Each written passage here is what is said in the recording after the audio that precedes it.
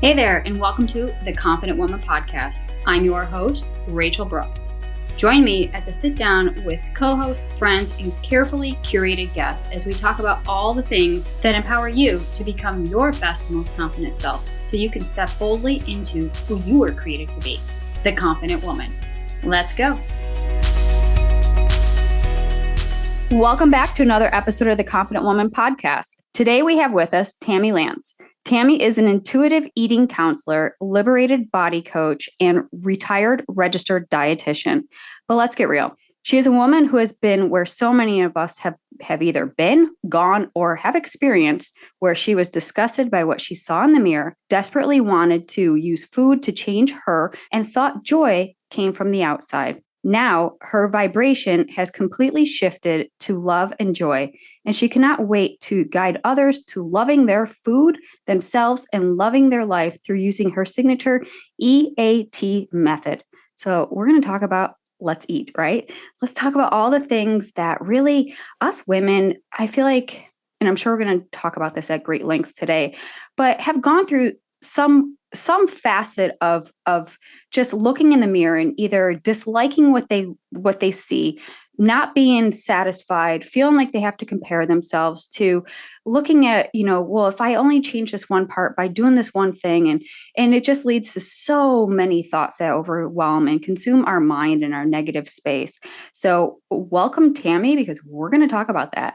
And I'm going to let Tammy kind of follow up on that because this is really near and dear to her and her story as well. So Tammy, welcome. And if you don't mind telling us, let's get down to the nitty gritty. Yeah, well, thank you. Thank you, Rachel, for having me here. And I'm very excited to talk about this topic. I feel like I could talk about it all day long. It's so true, right? Because it's not just the one thing, and there's so many different facets of it. And I think we can look at our relationships with ourselves through it. Hopefully, by the end of this episode, but even more so throughout, is that looking at our relationships with ourselves through food, through fitness, through nutrition as a whole, and come out with some tips and practicals to really start taking action today that really does empower the woman that no longer has to look at herself with disgust, but with acceptance, and just accepting where we're at today so that we can focus on becoming a better version of ourselves tomorrow. Yeah, absolutely. And, I have to just share a little bit in that I became a dietitian way back when, lots of years ago, because I thought that was going to be the path, to figuring food out and to being able to use food for my health. And I use that word use very intentionally, as if it was almost like something that I was going to control so that I could control the outcome of my health and my well-being. And I could also figure out how to have the perfect body and, do all the things. So I really became a dietitian to figure out the one perfect way that everybody, can eat. And then I discovered over time that there's not a single one perfect way. There's not a one size fits all when it comes to food, and really even breaking away from that mentality of using food and viewing food as something to be controlled has been actually foundational for my health beyond anything else. Yeah, it's I think for me, speaking of experience, is that food was a big, it was a crutch. It was something that I used to control, but it was also something I used as a comfort, right? So like when things could they feel like they're getting out of hand, we turn to food. And I mean, so much of what you just mentioned right there, about finding that perfect thing. And, my book, Chasing Perfection, A Journey to Healing, Fitness, and Self-Love, how much that resonated with me, because that was it. I was looking for the perfect, if I had the perfect body, I had the perfect life and the perfect facade, and everything would be, perfect. And it started with the relationship that I had with myself. It was very unhealthy. It was actually very toxic. And I looked at food as kind of a place to put some blame, because I thought food got me to where I was.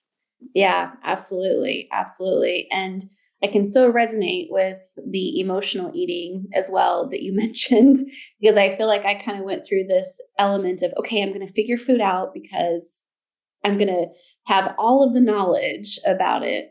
And then it started getting into, I became a mother, and I was also concerned with my kids having a healthy relationship with food because I didn't. So I was highly concerned that, that they did. But then what I found myself doing was, because I was just really stressed and I wasn't in tune with my body, I wasn't able to listen or anything like that.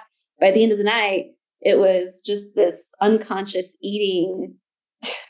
I'm trying to look for the right word, just as like unconscious eating mega fest. Mm-hmm. It was just like this mindlessness, because it became where you don't think about it. It's a way to escape or numb out.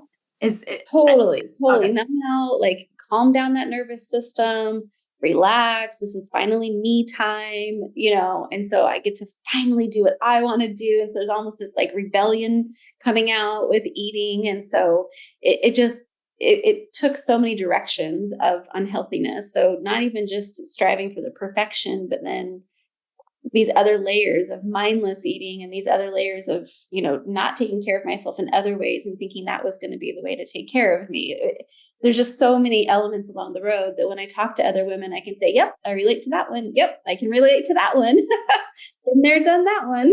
Yes. Oh my goodness. And it's like I said, I mean, I think if you are a human, you probably have had either some sort of pressure or have experienced it, or have at least know of somebody who has experienced, some sort of disordered eating or eating disorder. And I use those two words interchangeably because I think it's important to note, with eating disorders that can come in so many different varieties, from bulimia to anorexia to binging to severe restrictions to orthorexia to, I mean, there's so many different versions of eating disorders. But then one thing that kind of came to mind was also disordered eating. It's where you have a warped perception of what food is and the nutritional value and the properties around it, where we start to label and identify food now as good and bad, healthy and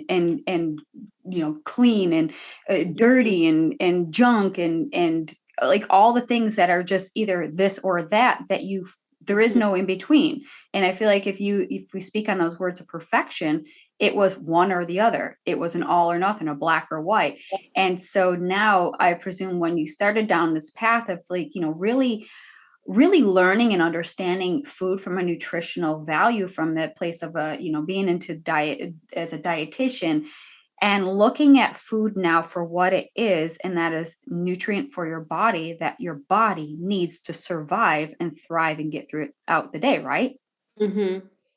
Yeah. Well, and I have some background in terms of knowing and understanding clinically what eating disorders are. I mean, I was trained in knowing how to identify those in my practice, but it's not something I actually am certified in or work with women. And so I really do focus a lot more on basically everybody else Yeah. because, I haven't really met another person, not very many, that don't have some level of quote unquote disordered eating. And I really would like to normalize that. We have this level of disordered eating just because of our culture that we have, where we are taught that there's these good foods and these bad foods, and there's a right way to eat and a wrong way to eat. And, there's all these just rules that are set up for us. And so anytime we start to look at those rules of what to eat or what not to eat, and we're looking outside of our own body wisdom, that basically becomes disordered eating or subscribing to diet culture or just not listening to your body, or however you want to say it, but it all boils down to the same thing, really. Right. And that's having a warped perception and relationship with food, nutrition, how it responds to you. And then when you look at your body, you look at the body as the result of what is going in your body. So then it becomes this, and again, I'm speaking just from my own experience, where it becomes the scapegoat, where it was the food.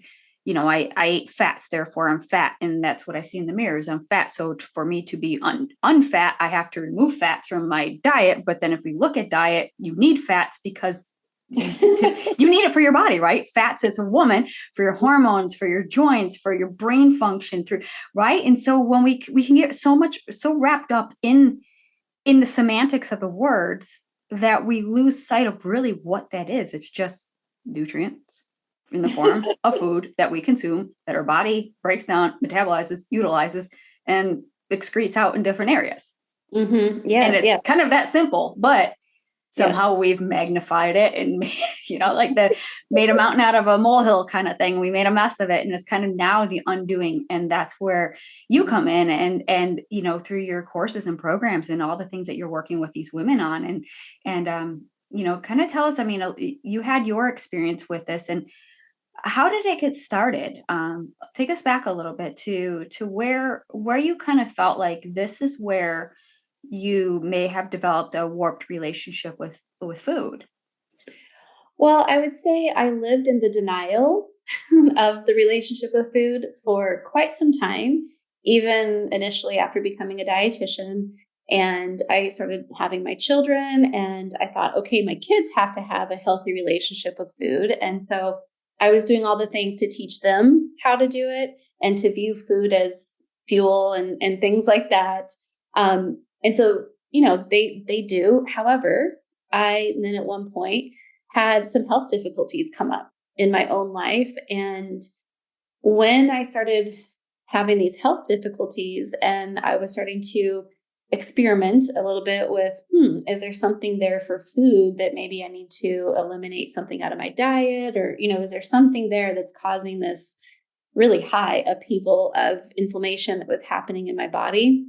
And so I started trialing this out through the guise of kind of the wellness diet, the wellness trap diet is what we call it. Mm-hmm. When I did that, it literally made me crazy. I can remember being at a restaurant where they serve breadsticks and just drooling almost on the table of, oh my gosh, I can't have that. I can't have this. And this notion of restriction around, I couldn't have a, particular food group or types of foods just completely spun me out of control.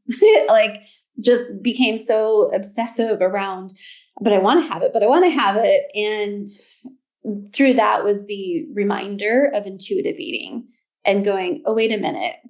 I actually know about this thing called intuitive eating that I was introduced to at some point. And so at that point I dove, feet first, head first, whatever, like all in, my whole body, just in, and was like, I need to, re-look at this for myself, because I've done all the things to help my kids have a healthy relationship with their food and their bodies and such. But I really had done none of the work myself. So I dove into intuitive eating and became a certified intuitive eating counselor and received guidance from the original intuitive eating pros, had my own supervision, my own unraveling of the onion layers of all of these things. And then through helping clients with it, I really determined that, the hardest part, quote unquote, hardest part is oftentimes that emotional regulation and that emotional mastery and really understanding how emotions work in our body and being able to utilize emotions as guideposts for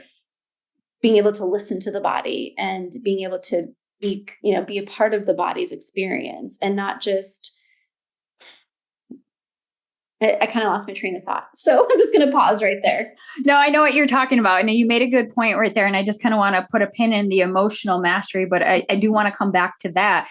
But you had mentioned a few things in this, just in the conversation here about, you felt like you couldn't have the breadsticks. You had this like fear and this anxiety kind of rise up like, oh my gosh, well, if I can't have that, what does it psychologically do to our mind? It makes us want it more.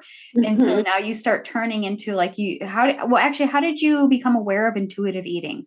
Or at least that phrase or terminology? Because it's not as it's not as popular or is commonly known as like some of these other diets or methodologies or philosophies or just some sort of an approach. So I'm curious to know how this came about for you to be like, wow, that's what works for that individual, or maybe I should venture down this path. Did you have experience with other diets in the past? So I came across intuitive eating very abnormally, probably, because for someone who did their clinical training, almost 20 years ago, more than 20 years ago, actually, I was actually introduced to it by a professor in school, which is unheard of for any other dietitians who went to school at the same time that I did. Right. But I had this professor who kind of introduced the concepts of there's no good food, there's no bad food, there's just choices. So that seed was planted. And then again, when I was working in pediatrics and learning about food relationship for children, again, I had kind of just crossed my path of there's this thing called intuitive eating out there that's more for adults, so it's almost like I had just these little seeds that were planted along my journey that finally, once I needed it, I was able to look back and go, oh, wow, this is what I have been needing all along. And, it's been just kind of there knocking at the door for me. Right. And so for those that may be new to the terminology, can you just kind of put it in layman's terms, like what it is and how one can maybe recognize it or kind of just lean in a little bit more to learn further about it, and to explore to see if it's working or if it's something right for them?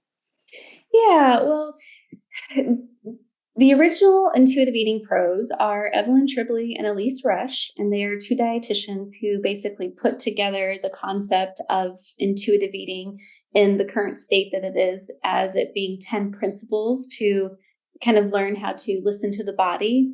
But to break it down, even more simply, what I always like to tell people is that basically we're all born with this ability to be attuned to our body. And it's very similar to, Rachel, do you know when you have to go pee? Mm-hmm. Right? Yes, I imagine, right? Your body tells your body tells you recognize that. You have to go pee. And so there's actually that same ability within your body around food and eating and nourishing yourself, is that your body can, basically tell you from a very intrinsic point of when to eat, when to not eat, and when to maybe move your body and what else you might need in order to be attuned with those signals. So I always tell people, do you have any children in your life that you can recognize this behavior where they have days where they eat a ton of food, then they have days where they eat very little, and then they have days where they love these foods, and then days where they don't like those foods. And that right there is just a classical sign of intuitive eating, because they're just listening to their bodies and knowing how to regulate themselves, basically. So it's me helping somebody to relearn how to connect to that inner wisdom that they already have available to them. They've just been distanced from it. Does that make sense? 100%. Yeah. And so I understand it, but I actually adapted my diet and lifestyle into it to now become a part of what I do on a daily. And so, yeah, I was introduced myself to flexible dieting, which leaned into more of intuitive eating. But I know that there's so many different terminologies, and I just wanted to sum that up for those who are listening. You're like, maybe it's the first time hearing it, or maybe they've heard it, but explained in different ways. And I love how you had just mentioned, like, your body, you recognize is kind of like, when you're going through your potty training, right? Your body gets used to when it's signaled to excrete. And so kind of the same thing. And so, no, I'm at the same boat where it's like, one day you're just like, my body's craving vegetables. And I have to think back, I'm like, wow, I probably hadn't had any in a while. And so like your body just tells you what it needs. And we have to be, as you said, attuned. And so your EAT method it's an acronym, and it stands for empowered, attuned, and trust. And so we touched upon the attunement of it. So having that empowered awareness and that attuneness, you can build that trust. So if you want to talk a little bit further about the T in your EAT method. Yeah, absolutely. So the T of the trust in the EAT method has to do a lot with understanding actually how the brain works. So it's kind of a combination between understanding emotions, but then also understanding how the brain works and understanding the subconscious. And, so often I feel like as women, we don't have this trust. And because I know that when I talk to women about you can listen to your inner wisdom, they're like, heck no. They're like, no way. Because inner wisdom would just tell me to eat, cookies all day long. And they're like, no way. And so, they can't even visualize seeing themselves as somebody who could trust themselves. And so it's really working with the brain to redefine that identity of who they are as a person, and really like rewiring the brain so that they can even trust themselves and be able to say, yes, I can do that. And that's so important too, right? Because I think if we're looking at reestablishing or just establishing healthy boundaries, healthy relationships, I think that one of the key factors, I mean, if you even take food out of the equation, you look at your relationships with your partner, your loved ones, your family, your friends, whatever that is, there's a trust element. You're trusting that they love you, that they care for you, that they're going to say, do what they say and be there and reciprocate and things like that. And so again, having that trust with self works in the same manner, because we can't be, feeding and fueling our loved ones and withholding or restricting it so much so that your body's just like screaming and crying for some food, that you just binge on it and then slap on that guilt and then slap on the shame and slap on another layer of self-abuse because you beat yourself up for it. And you're just in this repetitive cycle. So having trust is so key. So I just want to thank you for saying that, because I have yet to have any guests on that actually talked about the trust element, especially with food and nutrition. So that's definitely one that we need to highlight on there. Well, thank you. And, we have a saying in our teaching method, which is how you do food is how you do life. Yes. How we feel about food, how we practice food, how we entertain with food, how we nourish with food, all of those things can be a reflection to what else is going on in life. And, just to bring it to kind of a tangible example, for example, is if you feel like I need to control my food, where else in life are you trying to control? Right? If you do have a lack of trust with food, where else do you have a lack of trust with yourself, with your partners, with wherever? So food to me is really a teacher. It can be a teacher in how we're experiencing life. And it can open us up into so many other avenues once we start looking at these patterns and these mirrors. Yes, how much I can attest to all that. Literally, that was the pivotal moment in my life when I started unlearn everything I've had to rebuild and relearn from a place of food and health and wellness and fitness. It opened the door for so many different opportunities, and you look at one area and then you start applying what worked in that area to these other areas, and you start watching your life unfold.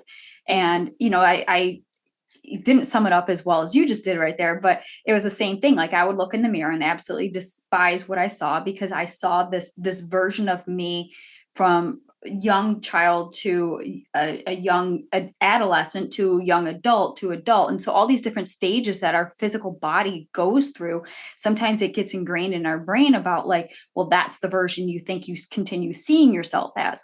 And so it develops a warped relationship with the body image, which for me was body dysmorphia.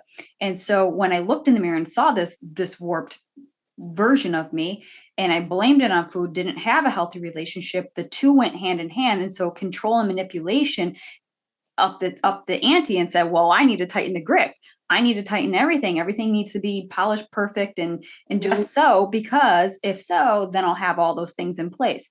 And all that did was rob me of the joy, the peace, the happiness, the love, the the relationships of what food does, right? It brings family, it brings friends, it brings culture, it brings all of these things.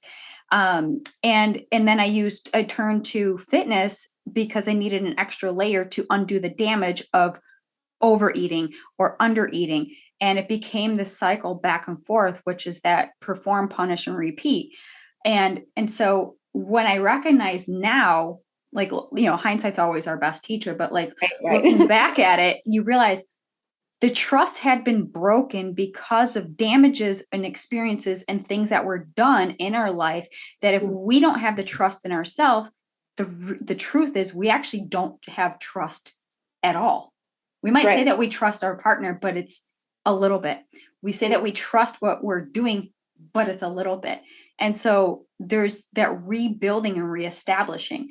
And so this is why I love what you got here with your EAT method, because it teaches all of those facets of life. And like you had said, when you start opening the door and looking around and rearranging and using that as the example and analogy for your food relationships, what other things are possible when you can apply the same methodology to your career, to your relationships, to the next thing and the next thing, right? So there's kind of what do we hear, like seven-ish domains of our lives. So when we look at social and finances and career and fulfillment and family and all that stuff, it really comes down to, like you said, power of choices and to trust and having that attunement. That means that you can now be empowered to empower others to do the same thing as well.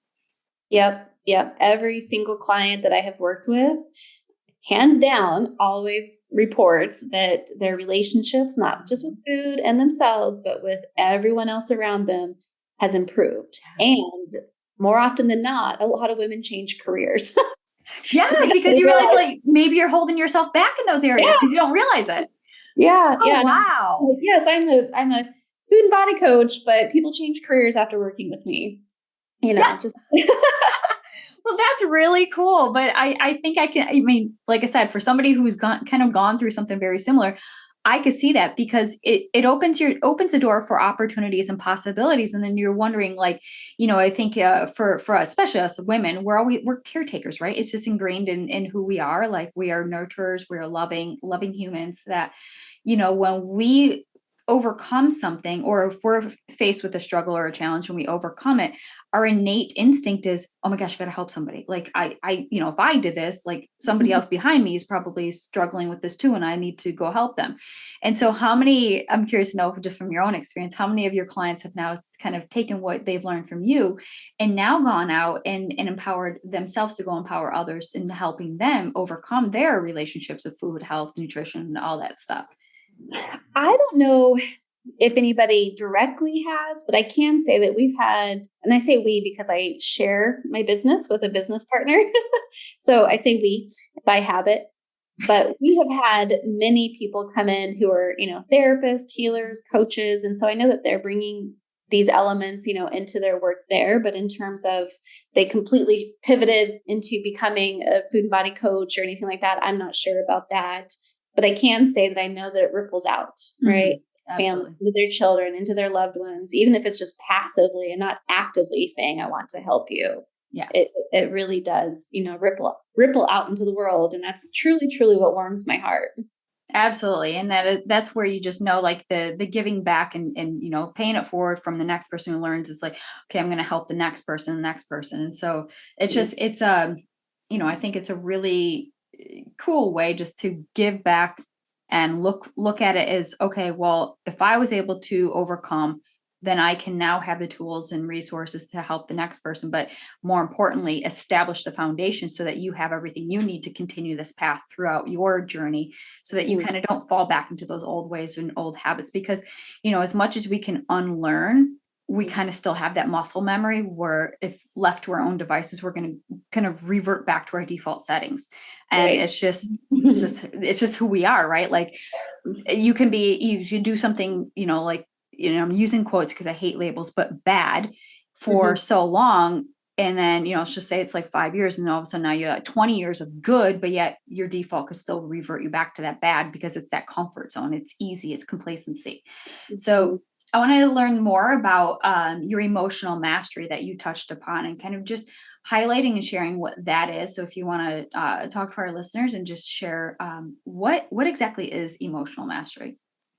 Yeah, and I would love to answer that. But before I do, I wanted to touch on how you were talking about how we can so easily revert back, because that's actually something that we also focus on teaching, is really understanding, again, the brain and understanding how habits work, so that we don't necessarily just revert back and fall back into habits. So understanding the brain and understanding how habits come from the subconscious is a huge part of what we teach. And then we kind of layer that with the emotional mastery of recognizing that our emotions are our guideposts. Our emotions are teaching us about what's happening here in the world. So for example, if you find yourself getting angry about something.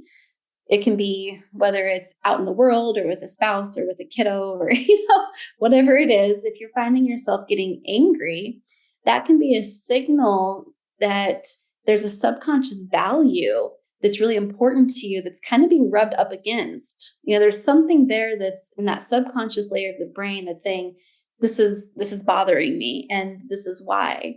And so we learn how to really work with those emotions and learn how to see the emotion, identify the emotion, and not necessarily become the emotion. So we really invite our clients to take a step away from saying, I am angry. And instead we say, I feel anger. Right. So disassociating that like we are angered, that's not a true statement. Right. We can just say that we feel anger. So that's kind of the first step, is like taking yourself as a distance away from it, but then also naming it, honoring it, and then really utilizing that to say, what is it that I need right now in this present moment? What is happening for me right now that's contributing to this feeling? And so it's kind of a way to self-support and self-nurture yourself, is when you can really have that availability to look at those emotions. Because I can tell you, Rachel, I spent a good adult portion of my life just being on emotional shut off, just kind of autopilot and not even having emotions. I'll just keep, people want me doing stuff, so I'll just keep doing things. Yes, yes, yes, I'll do it. Sure. Let me add this to my day. No problem. So there was just no even availability for emotions. So does that answer your question? It does. And I'm glad that actually you brought that up, because I think for me, I'm sitting there like nodding, because I'm like, oh, I can relate to so much of that. And it's the disassociation and the numbing out or shutting down. So either you kind of remove yourself from the situation or whatever you're experiencing, or you go all in. And that's kind of sometimes where you're looking back and like, oh my gosh, look at the mess I made. Because, kind of like a painter, you just don't know when to stop, like that one extra dab or stroke or whatever. And then you step back and, oh my gosh, I ruined the painting. Where it's kind of having that self-control. And so like you were saying about having the emotional mastery allows you to have an overview and take responsibility of how we're speaking about ourselves. Like I am hungry, or I am upset, or whatever that is. When we put that I am statement in front of your verbiage, you become that. And we all know that we're not a physical form of hunger. We're not a physical form of manifestation or emotions manifested into reality.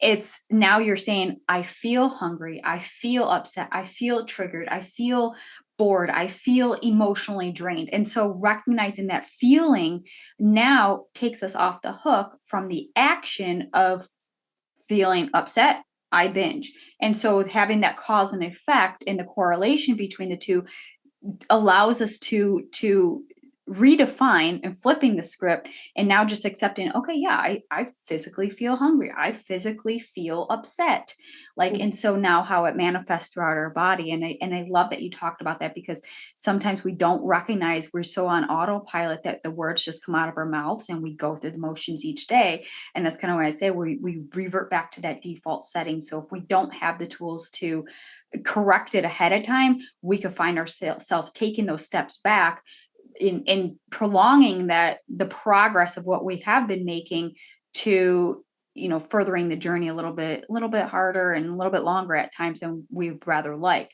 But I think that's such an important thing to note is, having that emotional mastery, being in tune, because if we're shifting our perspective away from like food fears and anxieties into intuitive eating, the intuitiveness is that self-awareness and the self-discipline and the self-control that comes through managing our emotional mastery. Mm-hmm. So good. Yeah. Beautifully, so good. Beautifully said. I'm like, I have nothing to add to that. All right, we're done here. No, but it's so good, because I love how you're connecting the pieces for those that are listening, who are just like, I have no idea what the hell she's talking about. I don't know what this intuitive stuff is and emotional mastery. I don't even feel anything. And a glass of wine, I feel nothing. I'm great. Right. And so that's kind of the tuning out. Yeah. And I also want to highlight too, that we are emotional beings. Right. I think there's an element within our society that says we're supposed to be on the corner of happy and healthy at all times. And it's almost like, if you're experiencing anger, that there's something wrong with you.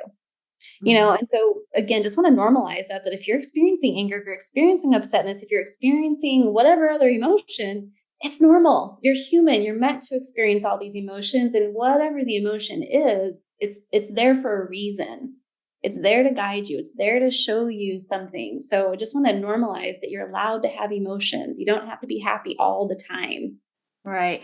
And okay, so I'm just kind of pulling some of my own Yes. questions here is what happens if you don't even have words for what you feel? And this was something that was newer to me when I first got started because I was like, I don't even know what this is. It's just right. And you're trying to put words behind it, but yet, somebody who's kind of just newer to this, and maybe they just feel like they're always on edge and they don't even have a word for that. And so, what are some of the emotions that your students are coming to you with, and maybe they're not advanced yet where they can be like, wow, now I can place a word for that thing that now results in that other thing that I'm doing. So, Mhm. what are some of the common emotions? What are the common kind of um, resistance that one would be feeling if they're coming into your program? Well, I want to say that again, that would be a very normal thing to happen is because when we start learning about these things, our brain instantly wants to like cognitively make sense of it, right? Our brain is on this mission to always make sense of everything. And so if someone tells you you're supposed to be able to have feelings, brain will be like, okay, what's the feeling? What's the feeling? What's the feeling? And so it's okay not to be able to name the feeling or to have a word for it. And what I would do in that situation, rather than calling out what it may or may not be for that person, I would actually just invite them to start experiencing their body and noticing. You mentioned kind of this feeling up in the shoulders or this Mhm. tightness. And so we would really kind of drop more into the body and start to experience the body and say, where is it showing up? Where is there tension? And what can I do to maybe start to relieve some of that tension? And so that can be through breath work, through journaling, through tapping with the emotional freedom technique, tapping. There's a lot of different methodologies that we use for helping people when they're experiencing that feeling, but maybe they don't know what it is. Right. Oh, I love that. And that's it's so helpful too because again, like when I first started, I didn't have words for things. I didn't even know that feelings and emotions were actually tied to each other. I thought they were like two separate things because we learned to compartmentalize. Like what you feel, you're not supposed to express, so you just stuff it down. So you don't Right. know what you just stuffed down. You don't even know like that feeling because you're saying like feelings are different, but they weren't interchangeable. And so, when I kind of was coming to and starting to feel these things and figuring out what worked for me, journaling was huge. Breath work was huge. Meditation was a huge game changer. And, all these different tips and layers, as you're saying, the layers, because it's so important to realize there really is, and I'm going to knock like that saying one size fits all or the one thing, right? So we can't just master one thing. Mm-mm. We're multifaceted creatures that we may excel at one thing better than something else in a different area and then excel at another one thing and another one thing, but you start seeing the one things as layers and compounding over time. And so I would say consistency compounded over time yields results. So as you're consistently showing up and doing the work and peeling back layers and focusing on one step in front of each other, you start seeing the stepping stones mapped out and laid out in front of you. And that's what Tammy is really just highlighting. All those stepping stones are there. Sometimes it takes us to undo or unlearn or just kind of just accept, like that presence of acceptance. You can start seeing these stones in front of you and you're like, oh my goodness, it becomes so much easier because we're taking off all the heaviness and the undoing and the unlearning over all these years that we've been conditioned, whether it's through ourselves, through others, through culture, society, the expectations, the pressures, all these things. And especially, speaking woman to woman, we have those unmet expectations and pressures to be a certain way, to look a certain way, to act a certain way. And we're just over here like, but we want to be human. And so it could create a little bit of conflict. And what happens with conflict, we can actually shut down as well. And it becomes emotions and we turn to our vices. And that could kind of just lead us back to where we are. So if anyone is listening and recognizes that, hey, maybe you're in that kind of sticking point, know this, you're not alone. Like this is very common. You're always going to have setbacks before any sort of a comeback, and you can't get traction unless you've been stuck, right? So we need the momentum behind you to build that traction to keep moving forward. And this is what you do inside your E.A.T method. But what are some other ways that through, you mentioned you and your team, and just, I know that there's so many different things that you offer women who are just at different stages, and like, maybe it's not about the food, maybe I just want a better relationship, maybe I just want to know how to feel more freedom and presence. Is that something that they can come to you as well? Oh, absolutely. Absolutely. I mean, that's a big part of what we actually focus on is learning how to find that peace from within. And I am just such a big fan of two things. So you mentioned journaling. That's a big element, I would say, in my practice personally. And also, what I guide people through is because people will be writing and then all of a sudden they'll write something and they'll be like, where did that come from? Right? I didn't even know that was in me. Whoa, and they have these really big revelations and ahas, and then we get to talk about it. So that's definitely one of my favorite. And then my other method is really just being around other women who are wanting the same thing, who are wanting to kind of break free and unlearn and do all of these other pieces. Because when we're surrounded by a community, our nervous system actually starts to change. So chemical makeup of our body changes just by being in coherence with other women who are desiring the same thing. And so I'm just a really, really big fan of peer-to-peer support and just being supported, because I just don't believe anybody needs to go on this journey on their own. There is no badge of honor that says, I can do this by myself. It's just not there. Like, find your people, whether it's me or somebody else, find your people.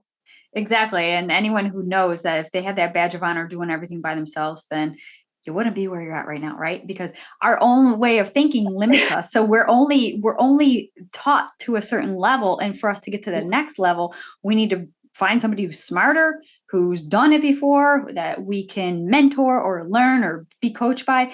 So we kind of have to get out of our own way and just, step out and be like, listen, I know that this would be like an investment into myself, or this is just an opportunity to advance, career wise or personally. And so we got to look at it from a place of, this isn't just, like, must be nice, or if time allows, or if I get to it. It's about putting yourself as a priority and changing the trajectory of where you're currently at.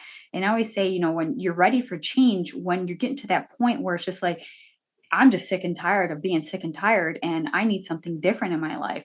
And that's the moment you choose. That's the moment you say, today is the day I'm doing something different. And that's the start of your journey. That's the start of saying yes to you. And so how do you navigate around that with some of your ladies who are just like, yeah, I don't know if I'm in the right place. So, I've heard it too from past clients. And I think even as me, when I was a student embarking on my health and fitness journey, I was just like, I straight up said to my coach, like, yeah, I'm pretty sure I'm going to fail you because I failed myself, and you're nobody different than, the next person. And it was just kind of like I went in with that defeatist mentality, because I think if you were just getting started, you look at your own track history and say, well, I didn't succeed and I didn't do well. It's because we can only go as far as our own thinking and logic can advance us to go. Yeah. I always say, if it was going to work, it would have already worked. Right. Yeah, exactly. Yeah. And so, here's the thing is, for us, at least for women who feel like, hey, this would be an opportunity. This is someone who I've been looking for because I am done doing food the way I have done food. Right. And I am done feeling like awful and disgusted when I look in the mirror. Like, if that's the person, my business partner, Beth Fashion, and I, the program that we run, we are so confident that we can help women that we actually offer a money back guarantee. Ooh. In terms of, if you show up and you do the right work and you are the ideal person that we generally work with, we guarantee that you'll have a significant improvement in your life. Otherwise, talk to us 3 months, 4 months down the road, and we'll, go down that road, and that's never happened. So just kind of having that level of confidence, I feel like oftentimes tells people, okay, they're that confident, I guess I'll try this. Right. And I just say, there's no pressure, because I also know that if I tell you you have to do it, the rebel in you is going to come out and say, no, I don't, and so I'm just like, nope, you don't have to do it. This is 100% your choice. You have full autonomy over your experience. I am your guide and I am here to support you. And how does that feel to your body? And more often than not, the body is like basically almost rising and saying, please help me. But it's just kind of our brain keeps us from actually hitting the go button and saying, yep, I'm going to do it. So it's really listening to that guidance from the body. Yeah. And I love that you have that guarantee, because how much more at peace does that give your potential clients at that time who may be on the fence and be like, I don't know if this is for me. They're all tight. Like, I'm just tired of where I'm at and you're probably going to fail me too. And blah, blah, blah. Right. But when you can offer them such a guarantee, it brings that peace of mind. It relaxes the body right away. And right there, it's just, that's a win. You just already won before you even got started. So it's kind of like that dopamine hit that says, wow, I just advanced. Like, okay, there's another thing that I'm already called to do. And so it puts that at ease. Getting started is easy. Then it's just the sustaining of that constant momentum and that win that they've already got from the get-go. So I love that you offer that guarantee, because it's so true. Because how many times do we kind of feel like it's obviously the work of the student to do the work to get the results. And it's not on the expectation just because you paid somebody as a coach or a leader that they will do the work and get the results for you. It's about being hungry enough to get the results, set yourself free, and start creating a life that you absolutely love. And that, finding the joy and the peace and the love that's all within, instead of seeking externally. So hands down, this is incredible. This is, I love the program that you offer.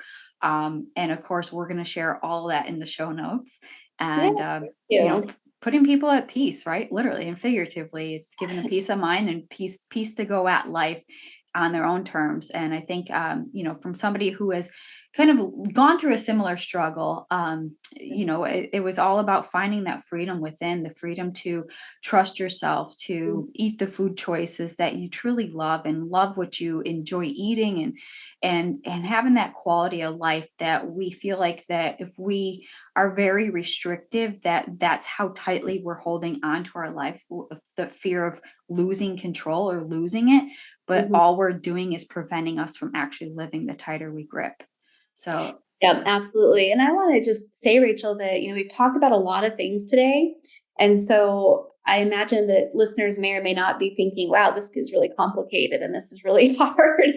And I just want to say that none of it has to be hard. And there's only, two things, in my opinion, that people need to basically get started on this journey to peace and freedom and joy and love, right?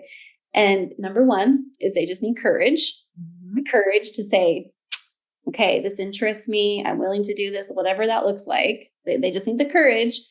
And then they just need the commitment to say, I'm going to take some time for myself, even if it's an hour, 2 hours a week. I mean, it doesn't have to be a ton, right? So it's courage and commitment, and that's all you need. And then, we'll just guide you on the rest. So basically, that's what you need. So to sum it up, you got to say yes to you, because if you're on the fence and just saying, I can't do this another day, I just hate what I see in the mirror, I can't keep living every day doing the things that just aren't getting me the results, and I'm miserable, I'm stuck, I'm just not my best self. If that's you and you're kind of struggling, reach out to Tammy. We're putting all of her information in the show notes. Check her out. And I know that you have an incredible community of ladies as well. Is that correct? Yes. So we have a free Facebook group that women can join to kind of get to know us more, get a little bit of tangible tips beyond even what we have offered here.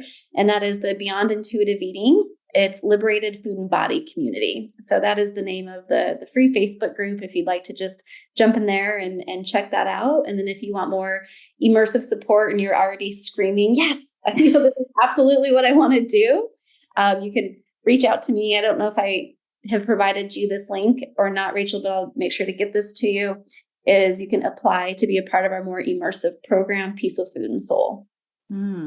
Yeah. And if you're just questioning or not even sure where to begin, message Tammy. And of course you can always message her. And what's your favorite hangout place on social media? Well, probably Facebook. I practice checking Instagram. So I do get on there, but I do miss messages from time to time because I'm not the best at it, but I am getting better and better every day. Awesome. And that's the progress, right? Day by day, we move a little bit closer to where we want to go. But if you're on the fence or just curious and just want to gather some more information or reach out, shoot Tammy a message or even shoot myself a message. I'd be more than happy to connect with Tammy. And, we just always want to get you to where you want to be. And, this is your journey, your life. We're just here to help guide and facilitate that. And whatever that looks like to you, we wish you all the best, and we're doing the best we can here. And we just want to be of support. So of course, all the information will be in our show notes. And Tammy, if you have any last words of sage advice on anything you want to leave our listeners with? I don't think so. Just, thank you so much for the opportunity of being here to talk about this, and just, say yes to you, my friend, whoever is listening. So, much love to everybody who's out there. And yes, I hope everybody has a most awesome day. Awesome. Well, thank you so much. Thank you. Hey there. Thank you so much for joining me on today's episode of the Confident Woman Podcast. If you enjoyed today's episode as much as I did, please be sure to like, subscribe, and leave us a review. Thanks again for listening.